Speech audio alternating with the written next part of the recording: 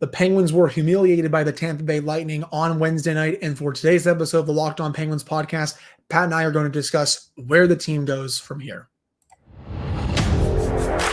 You're Locked On Penguins, your daily podcast on the Pittsburgh Penguins, part of the Locked On Podcast Network.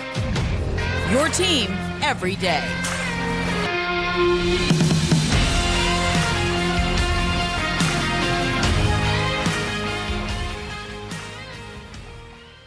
Hello, welcome back to another episode of the Locked On Penguins podcast. I'm one of your hosts, Hunter Hodes, joined by my co-host, Patrick Damp. You can follow me on Twitter, Hunter Hodes. You can follow Pat on Twitter at Synonym for Wet, and you can follow the show's Twitter at LO_Penguins. Of course, thank you all so much for making this your first listen/watch of the day. We are free and available on all platforms, and today's episode is brought to you by FanDuel. Make every moment more. Right now, new customers get $150 in bonus bets with any winning $5 moneyline bet. That's $150 if your team wins. Visit FanDuel.com/lockedon to get started. So, waking up today after the Penguins got embarrassed by the Tampa Bay Lightning on Wednesday night, I just honestly had one thought in my head. For the first time in the Mike Sullivan era since he took over for Mike Johnston, it felt like the Penguins quit on him on Wednesday night. I didn't see any effort. I didn't see any spirit. I didn't see any heart from that team. When the camera cut to the bench, guys were just sitting there, not really doing anything. It went onto the ice where players were just kind of gliding around like it was a morning skate that entire game. And it honestly got to the point where this game was not enjoyable. And it's felt like the Penguins really haven't been that enjoyable to watch throughout this season, which is something that I can't believe I'm saying because I was really excited heading into this season. And I can't believe it's gotten to this point where, again, I don't know what the future holds for Todd Reirden, Mike Sullivan, and all these guys. I don't know what Kyle Dubas is going to do to get this ship turned around. But it honestly felt like for the first time on Wednesday night that they had quit on a head coach that has been here for almost a decade. And it sucks to see because Mike Sullivan has done so many great things for this organization. But man, this feeling of could this be it for this guy really settled into my head after this game and after I woke up this morning. It was really upsetting to watch. And the vibes are down right now. That's for sure, Pat. Yeah. So first things first, I'm going to apologize to our listeners because I've been thinking about doing this episode all day, even at work. And I was trying to think of answers. I was trying to think of solutions, and I got nothing. So this episode is going to be very much a vibes-based episode. This is going to be vibes in stream of consciousness and a little bit of therapy for the therapy or chicken soup for the Penguins fans' soul, because I made myself a cup of tea before we started so I don't get too crazy. But listen, I don't know if I'm at the fire Mike Sullivan level yet. I don't know, because listen, this team is confusing. It is a genuinely confusing team. I think if they were to fire him, I wouldn't be surprised. I think at this point, just of what we saw on Wednesday night, but keep going. No, it wouldn't shock me either. But here's the thing. Like, you look at the analytics and the underlying, you look under the hood, and it's a solid team. Play really well at 5-on-5. They've been getting really good goaltending. Part of you thinks, okay, maybe was everybody right that this is just an old team that just doesn't have it anymore? But then you look at all the big guns: Crosby, Malkin, Letang, Carlson. All of them they're the key contributors. They're doing very well. But then, at the same time, people are going to hear me say that and say, oh, Pat, who cares about analytics? All that matters is wins and losses. I agree with you. Like, at this point, we can talk about the analytics and the process, and we can put them up on a mantle and admire them, but they don't mean jack right now because this team's 500 and middling. And then at the other end of it, you look at it and go, well, they're 0 for their last 34 on the power play. Like, they're getting to the point where they might reach or beat a power play slump record that was set by the Cleveland Barons, who don't exist anymore. And their claim to fame was that they sucked. So this is a genuinely confusing team because they're not bad, but they're not winning. And last night, I agree with you. That's the first time if nothing else, in the Mike Sullivan era, from the back-to-back championships to getting swept by the Islanders to getting bounced out of the bubble to the last couple of years, whether it was missing the playoffs or losing in the playoffs, if there was one thing you could guarantee is that this team was going to play hard. They were going to play hard. Maybe they didn't have the roster to win. Maybe they didn't have the personnel because of injury. Maybe the goaltending wasn't working, but you always knew they were going to play hard. And last night, they just looked disinterested. And I don't understand how you can put that kind of effort out there, considering how you played the previous 2 games against the Flyers. You almost stole one over the weekend at home. Then you go to Philadelphia. You honestly play worse, still get a point. At the end of the day, you get 2 points. So again, I said this on the Wednesday show. It's almost like you got to win and then you lost in regulation, even though obviously they lost both games. But then you follow up those 2 dud of performances despite getting 2 points overall with that. That's what's concerning to me.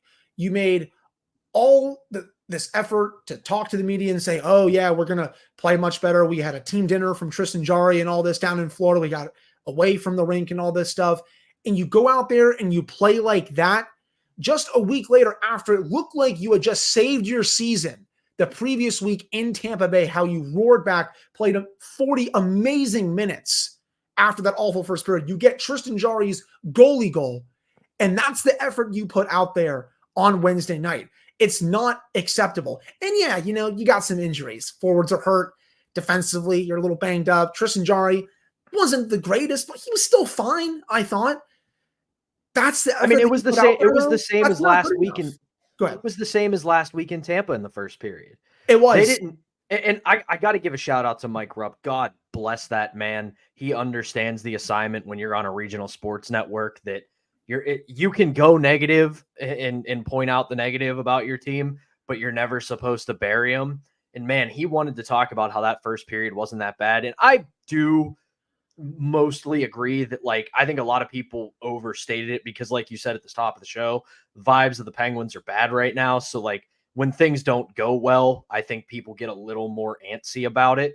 But it was a similar first period to last week in Tampa. Oh, for sure. They didn't completely no-show like they did last week, but it wasn't much better. But again, the thing that was the same, Tristan Jarry kept it close enough that the Penguins were within striking distance at the end of the first period, and they didn't do anything this time to help him out. Right. And they didn't get outshot 15-2, but diving into the underlines a little bit, the Penguins only had 4 scoring chances at 5-on-5 that period. One of them was a high danger chance, only 1 high danger chance overall. And their expected goals for in the first period was 0.18. That's not acceptable. Last week it was also really bad, but still, it was a very similar start compared to what we saw in the first period. And I was saying to myself, okay, you have that similar type of first period. Let's see if they can come out there and do what they did last week in the second and take it to the Lightning, and then the same thing in the third period. Nope. They were getting worse and worse as the game was going on, despite the fact that the Lightning made it 2-0 earlier in the second, right?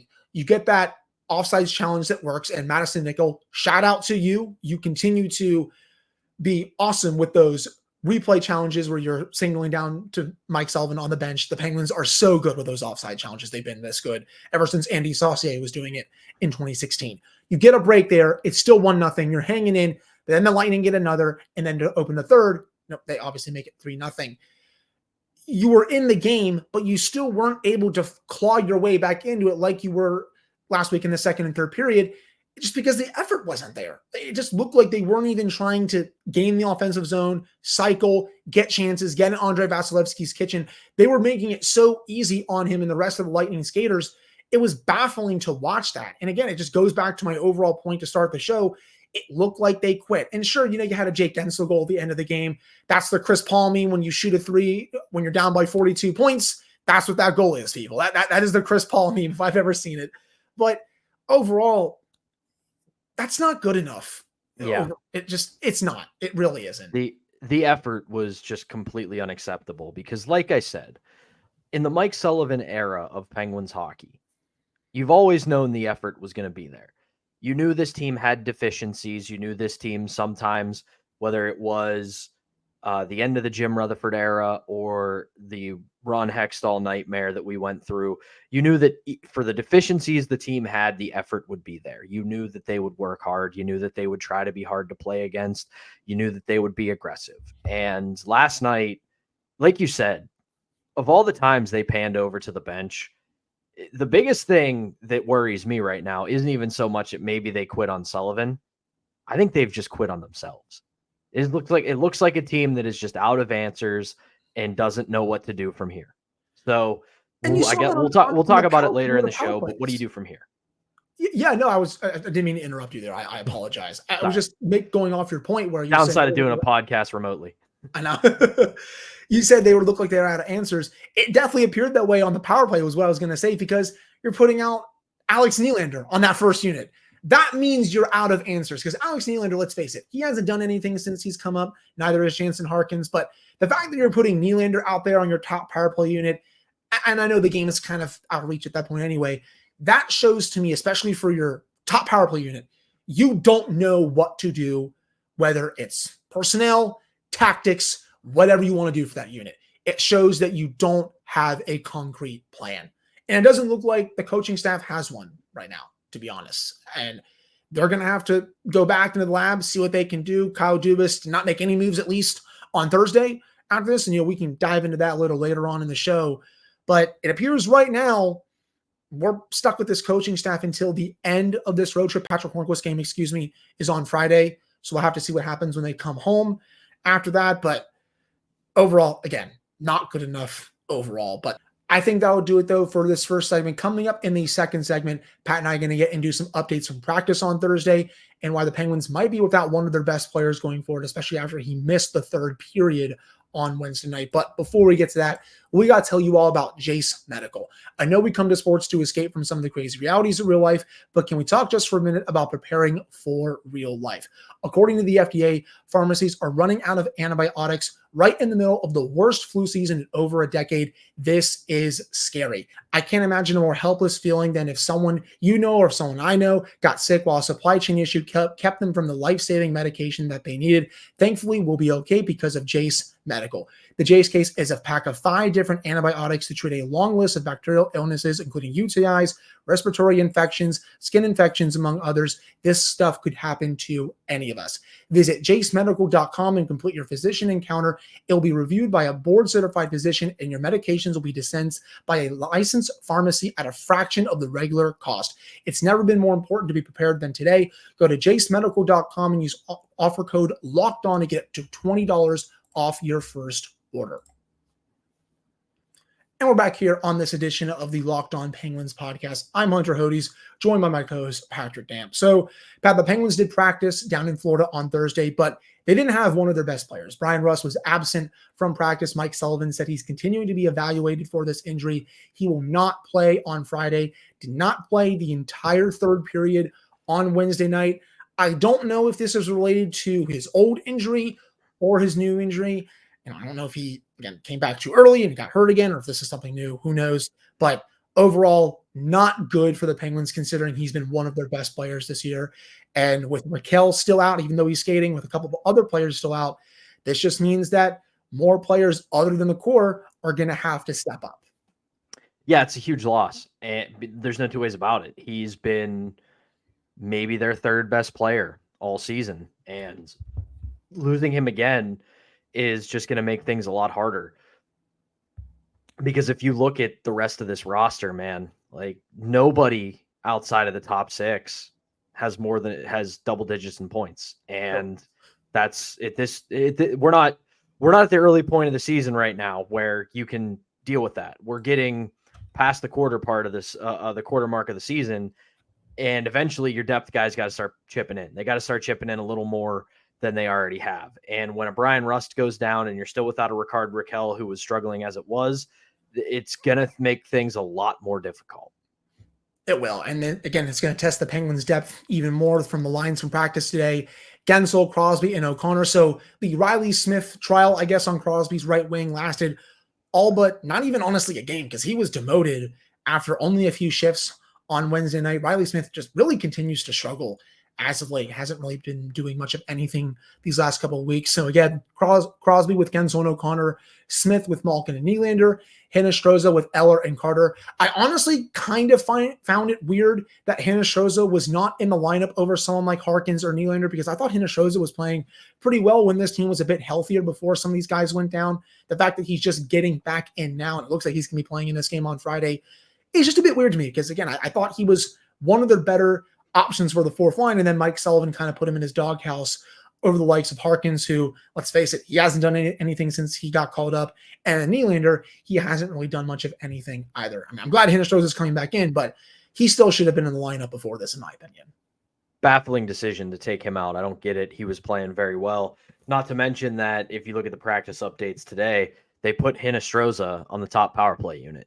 And I got to give a shout out here. I'm going to transition us away a little bit from Rust and lines to power play. I got to give a shout out to my good friend from the Staff and Graph podcast, Rachel Dory.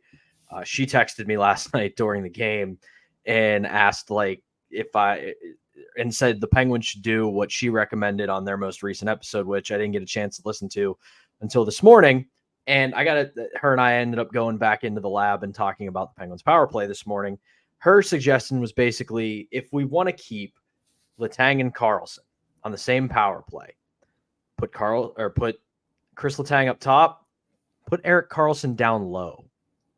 And I agree with her. I think that would be a good way to move this power play, because then you would have two puck distributors up high, one down low.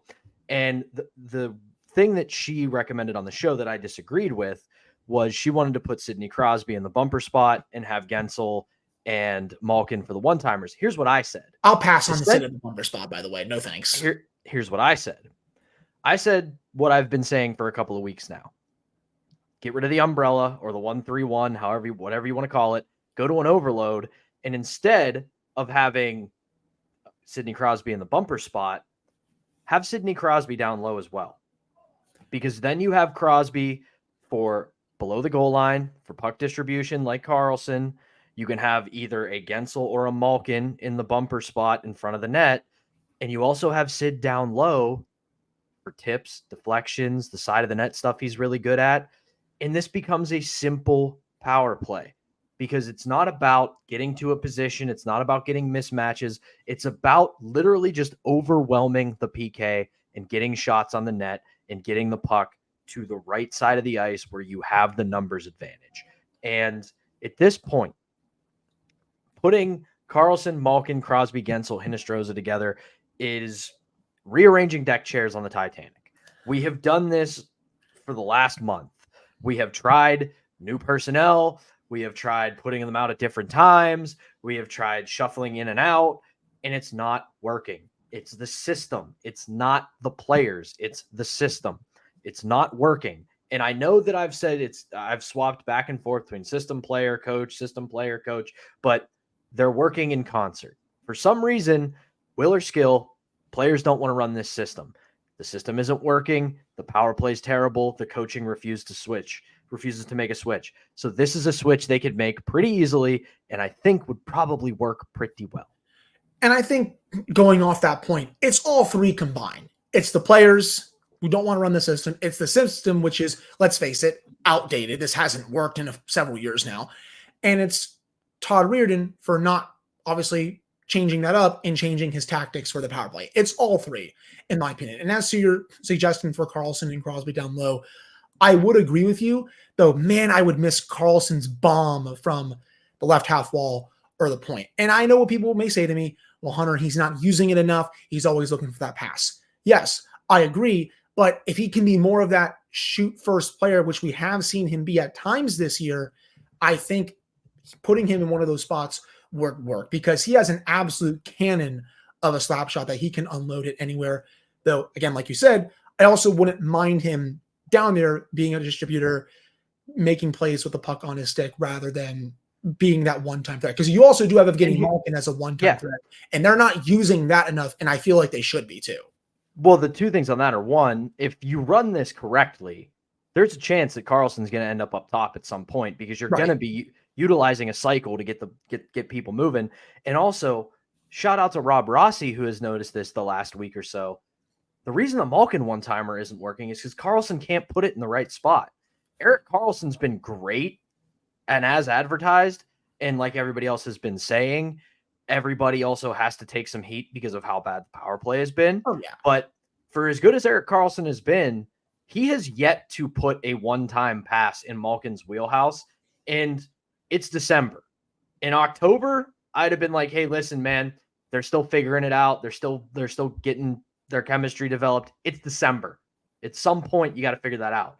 So whether that's on Karlsson to make an adjustment with the pass or on Malkin to make an adjustment on where to be, either way, that isn't working. And a Malkin bomb is great, but if you can't get the puck to him, what's the point? So Letang's pretty good at that, so why not put him back up top? That does make sense, because at least Letang and Malkin have been doing this for so many years now. He knows exactly where to put the puck so that Malkin can fire it. And I guess Karlsson, even though it's been a couple of months of playing, I guess he just hasn't gotten used to it just yet. And I feel like he should have by now, because they're two world-class players. It's weird that they haven't gotten used to that yet. So at least that's a change that does make sense for the power play. Again, I would still wish that maybe Karlsson would get more one-timer opportunities. But as you said, Pat, he might be rotating up to the top, and then that's when that would happen. But overall, I think that'll do it for this second segment of today's show. I mean, defensively, if you want to do that real quickly, the pairings didn't really change that much. I mean, if you want to keep throwing Ryan Graves out there with Chris Letang, be my guest. He struggled again on Wednesday night. Is just not making enough plays right now. I honestly think if P.O. Joseph comes back next week, you could see some changes made to the defensive pairings, but that's a topic of discussion for next week. But yeah, that'll do it for the second segment. Coming up to end the show, Pat and I are going to discuss, I guess, how far we'll be willing to go to make changes to this team, considering the product that the Penguins continue to put out there on a nightly basis. But before we get to that, we got to tell you all about FanDuel. As the weather gets colder, the NFL offers stay hot on FanDuel. Right now, new customers get $150 in bonus bets with any winning $5 moneyline bet. That's $150 if your team wins. If you've been thinking about joining FanDuel, there's no better time to get in on the action than right now. The app is so easy to use. There is a wide range of betting options, including spreads, player props, over-unders, and so much more. So visit FanDuel.com/lockedon and kick off the NFL season. That's FanDuel, the official partner of the NFL and Locked On. All right, we're back here on this edition of the Locked On Penguins podcast. I'm Hunter Hodes, joined by my co-host Patrick Damp. So I think we've been saying, honestly, throughout this week that it's past time for the new GM/president of hockey operations to make a move this season to help out the core. Sidney Crosby deserves better than this. Chris Letang deserves better than this. Erik Karlsson deserves better than this. And Evgeny Malkin deserves better than this. Even though Gino's been struggling the last couple of weeks, he still deserves way better than this, considering he signed to come back last year and has been overall very good since signing those contracts. I still will never understand the people that say they should have moved on from one of those two. I just don't take those people seriously. And the same with these wild takes out there, Pat, that they never should have made the Erik Karlsson trade. Him and Letang aren't working. If you say something like that, I'm sorry. You are not watching the games. Watch the games, people, because Chris Letang has played fabulous hockey this year. Erik Karlsson has been very good. I saw that tweet this morning from a Flyers reporter. I don't need to clown him that much, but if you think that, you are obviously not watching the games at all, and you're making yourself look silly. Outside of that, though, in terms of Kyle Dubas, it's past time for him to do something. And we've talked this week. I know it's hard to make a trade this time of year. Salary cap, let's face it, there's not much space on this team. There's not a lot of space on a lot of teams around the league.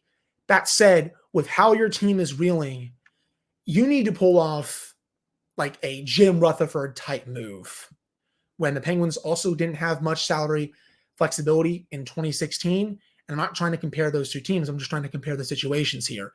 You need to pull off that type of move to get this team going, because he made his trades a lot earlier than most GMs would. at that time in 2016. And I think Dubas is going to have to do the same thing here if he wants to get this team back on track and honestly save the season, if he doesn't want to fire one, if not multiple coaches behind the bench. Yeah. Honestly, I don't know what you do right now. It's going to be really difficult, like you said, to make a trade. Here's something I do want people to keep in mind, though. Okay. Before I get into maybe moving or putting somebody on LTIR or maybe making a big move that moves some guys you might not want to move. But let's look at next year. Your main UFA is going to be Jake Gensel. And with the announcement of the salary cap next year, you're going to have this summer about $17.2 million in cap space.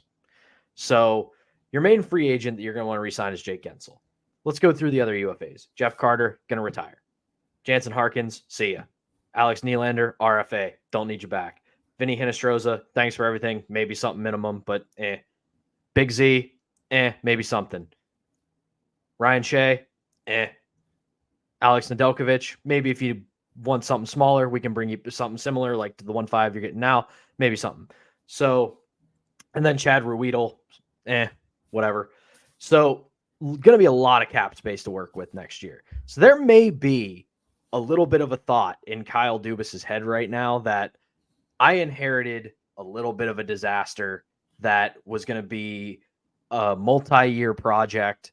And yeah, I know I'm only going to have the Crosby, Malkin, Letang, now Erik Karlsson core for a limited amount of time before the wheels fall off or these guys decide to call it a career. But he might have looked at this year as like, man, this is a bonus. If they do well, great. If not, I get to start really making this team in my image next year. Now, the thing I'm looking at right now that might make life a little bit easier, what if Bryan Rust is hurt for a long time? What if this injury is bad? God forbid. You can put him on LTIR, and that's $5 million right there.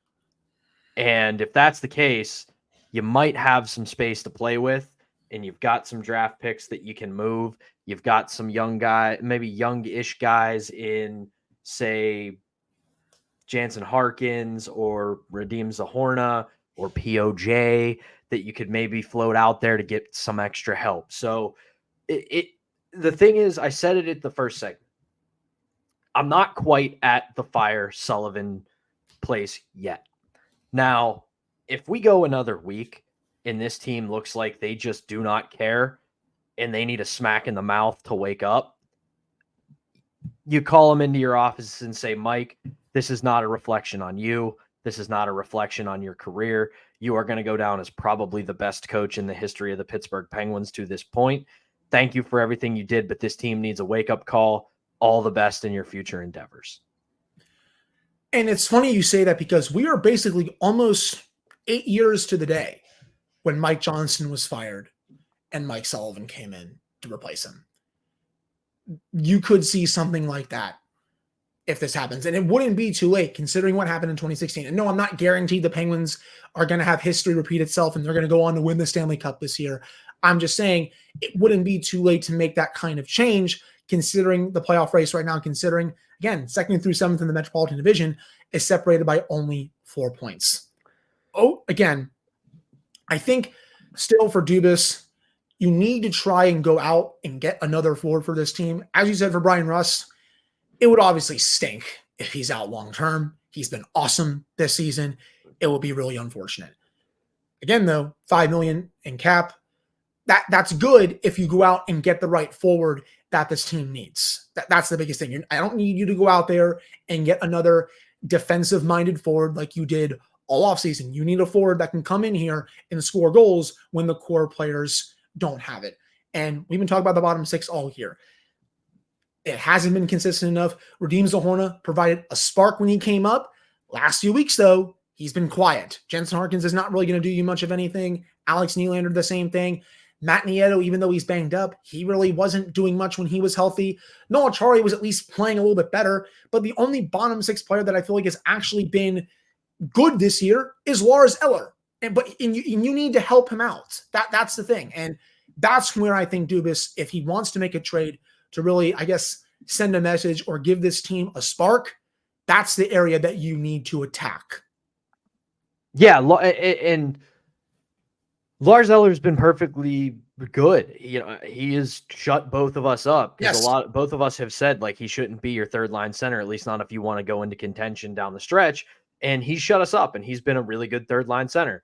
But outside of him, the bottom six has been wholly underwhelming. There has been nothing there that you could point to and say this is a contender. This is a team that they have good depth and they can go on a run, because it's either the big boys come out and play or this team is a paper tiger. So for Kyle Dubas, he's got to find some help. If nothing else, even if you go out and you find somebody that could play on your first or second line and pushes a couple other guys down, that works too. Yes. But in an ideal world, you're not going to be able to afford somebody in that role. So you're going to have to call up these middling teams like yourself at this point, or these struggling teams, and say, listen, I got this young defenseman, Pierre-Olivier Joseph, a lot of potential, NHL experience, not a lot of tread on the tires, or hasn't put a lot of tread on the tires.